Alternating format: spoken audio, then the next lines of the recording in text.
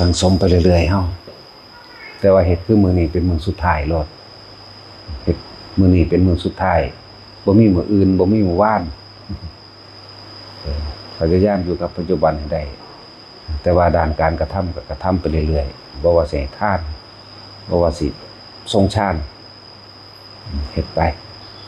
บ่ถึงข้าวตายมันก็บ่ตายดอกตราบใดที่เฮาสั่งสมสิ่งที่มันเป็นกุศลอยู่มันก็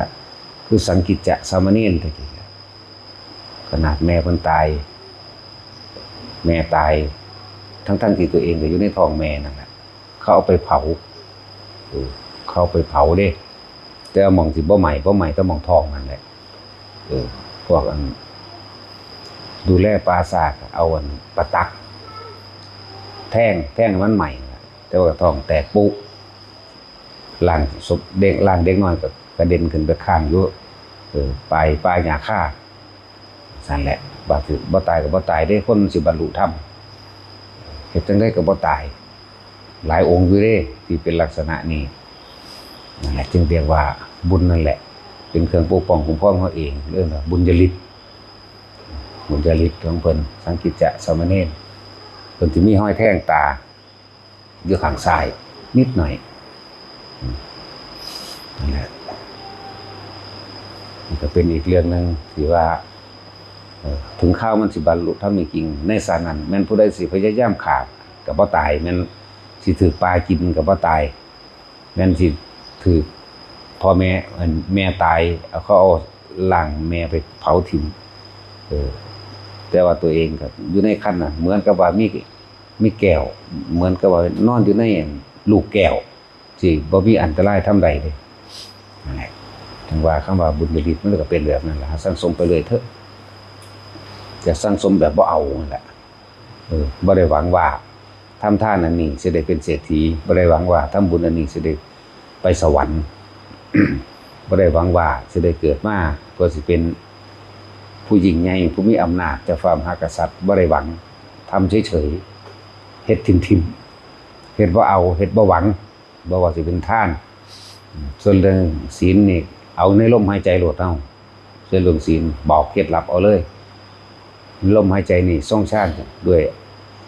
อาการปิตินี่เป็นเลยบริสุทธิ์เลยนะส่วนปัญญาก็เห็นอนิจจังทุกขังอนัตตาน่ะปัญญาก็เลย เหมือนโสปกะสามเณรครับนี่ก็อีกองค์หนึ่งแม่ตายเลยเอาไปเลี้ยงบ่แม่นแม่ตายเว้ยพ่อตายเพิ่นนั่นแหละก็เลยเอาไปเลี้ยงมื้อนึงก็เกิดทะเลาะกันกับลูกชายของเองนั่นแหละก็ธรรมดาคนมันว่างคิดว่าท่านจะเป็นก็เลยสร้างลูกพี่ชายนี่มีความโกรธโมโหอย่างแรงกล้าเอาเด็กน้อยเอาโสปกะนี่ไปฝังดินไว้ก็หวังไว้ว่าสิให้พวกหมาป่ามากัดกินนั่นแหละไปฝังบ่แม่นฝัง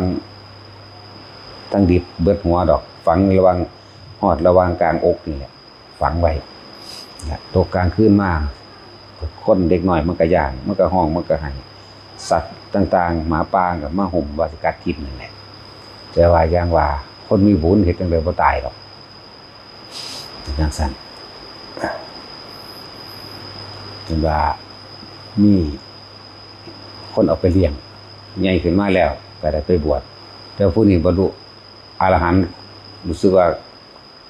โกนผมอยู่ครั้งที่3นึงเด้สามเณรน้อยๆบรรลุอรหันต์แต่ว่าเพิ่นเป็นหนึ่งในสามเณรน้อยที่พระพุทธเจ้าได้แต่งตั้งบวชให้เป็นพระภิกษุเสมอกันกับภิกษุหมู่เถระทั้งหลายนั่นล่ะเพราะว่าเพิ่นน่ารักเพิ่นเป็นคนน่ารักกับอีกอย่างหนึ่งเพิ่นมีปฏิภาณไหวพริบมากตอบคำถามพระพุทธเจ้าได้1ไม่มี2คืออะไรทุกอย่างเกิดจากใจเป็นใหญ่ใจเป็นประธานทุกอย่างรวมที่ใจอยู่ร่วมอยู่ที่จิตเรียกว่า1ไม่มี2แล้วก็แตกแขนงออกจากจิต2คืออะไรเพิ่นก็ตอบคำถามกายใจก็คือรูปกับนามนี่เอง3คืออะไรอนิจจังทุกขังอนัตตา4คืออะไรคือธาตุทั้ง4 5คืออะไรกับขันธ์5รูปเวทนาสัญญาสังขารวิญญาณ6คืออะไร ไล่ออกอายตนะทั้ง6ว่าไปตาหูจมูกลิ้นกายใจ7คืออะไรคือองค์แห่งการตรัสรู้โพชฌงค์7 8คืออะไรหนทางแห่งความบริสุทธิ์คือมรรคมีองค์8เป็นไล่ไป9คืออะไรไล่ไปมรรค4ผล4นิพพาน1 10คืออะไรอันนี้เป็นเกี่ยวกับพยานของพุทธเจ้ารูปฌาน4อรูปฌาน4สัญญาเวทิจนิโรธสมาบัติตลอดทั้งละอาสวะขยะญาณหรือเรียกยังว่าอนาวรญาณหรือทัสสะพระญาณแห่งพระศาสดานี่พุทธเจ้าต่อไปนี้เธอจงเป็นภิกษุเถิดโอ้ยมันธรรมดาเด้นั่นแหละเรียกว่าทัสสะพระญาณของพุทธเจ้าอันบ่มีเครื่องเปรียบบ่มีเครื่องเปรียบที่จริงมันอธิบายยาวกว่านี้อยู่ดอกแต่มันสั้นอันที่มาเว้าสรุปเอาสั้นๆนะบ่เอาละเอียดถ้าผู้ใดอยากได้ความละเอียดก็ไปอ่านเอาเองตัวอยู่ในไตรปิฎกมีสุแนวโลดอันนี้เฮาเว้าย้อนขึ้นหลังถ้ามันพูดขึ้นมาให้เว้าจักมันเป็นหยังดอกจังว่าพวกเฮาตั้งใจเหมือนวันนี้เป็นวันสุดท้ายของพวกเฮาโลดตั้งใจความประมาทนั่นแหละพวกเฮาอย่าประมาทเพราะความประมาทเป็นหนทางความเกิดและความตายนั่นแหละตายแล้วเกิดแล้วตายสั่นให้ทุกคนทำความเคยชินอยู่กับลมหายใจอยู่กับการทรงฌานอยู่กับจุดอุณาโลมก็ว่าไปเฮ็ดอยู่จังสั่นแหละมาถึงข้าวตายก็บ่ตายเพื่ออธิบายมาเรื่อยๆนั่นแหละผู้ใดตายในลมหายใจได้มันบ่มาดอกจิตบ่มีหม่องตั้งคือบ่มีหม่องคิดถึงบ่มีหม่องอยากเป็นบ่มีหม่องอยากได้เฮ็ดไปเถอะตายดับในลมหายใจแล้วอย่างน้อยๆก็อนาคามีแล้วเว้ยส่วนพวกทรงฌานได้มั่งบ่ได้มั่งเลือกเอาพรหมโลกโลดมันไปของมันเองดอกมันเฮาบ่อยากไปมันก็ได้ไปดอกจังซั่นว่านี่ว่าให้ทุกคนเห็นคุณค่าของลมหายใจตัวเองเห็นคุณค่าของการทรงฌานอันใดก็สร้างผู้ใดบ่มีฌานผู้นั้นก็บ่มีญาณก็แล้วกันนะจังซั่นฌานมันเป็นการทำให้เกิดสมาธิจิตตั้งมั่นเมื่อจิตตั้งมั่นแล้วมันก็เกิดการยังรู้ต่างๆหรือรู้ตามความเป็นจริงในสิ่งทั้งหลายทั้งปวงต่างๆเอิ้นว่าญาณรู้อนิจจังทุกขังอนัตตานั่นแหละรู้ว่าจิตกำลังไปกำลังคิดเรื่องนั้นเรื่องนี้ก็ดึงขึ้นกลับมาให้มันเพ่งอยู่ในหม่องเดียวว่าไปอธิบายตลอดนั่นแหละยังก็ดีแต่ว่าอย่าลืมว่าคนทรงฌานเจริญฌานแม่นบ่บรรลุหยังก็สั่งเถิดอย่างน้อยพรหมโลกอย่างหน่อยนั่นแหละที่ว่าอย่างหน่อยคือพรหมปริสัชชาแปลงสั่งปะโรหิตามหาพรหมมาก็ไล่ขึ้นไปเรื่อยๆชั้น1 2 3ก็ว่าไป4ก็ว่าไปจึงเห็นเพราะว่ามันเป็นทุกคนเฮ็ดได้เลยบอกให้ทุกคนทำสิ่งที่ง่ายทำสิ่งที่ง่ายบุญเกิดขึ้นได้ง่ายๆจากลมหายใจเฮานี่เองบุญคือความสงบเย็นถ้าบุญเกิดจากการให้ทานมันก็จังชินนั่งการขอการแลกถ้าว่าบุญเกิดขึ้นจากการรักษาศีลมันก็กังวลใจบอกเคล็ดลับมันโลด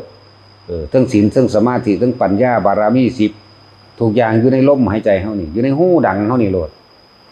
อันใดที่บ่คิดในความอยากได้อยากดีอยากมีอยากเป็นเอิ้นว่าสงบเย็นแล้วเอิ้นว่าบุญ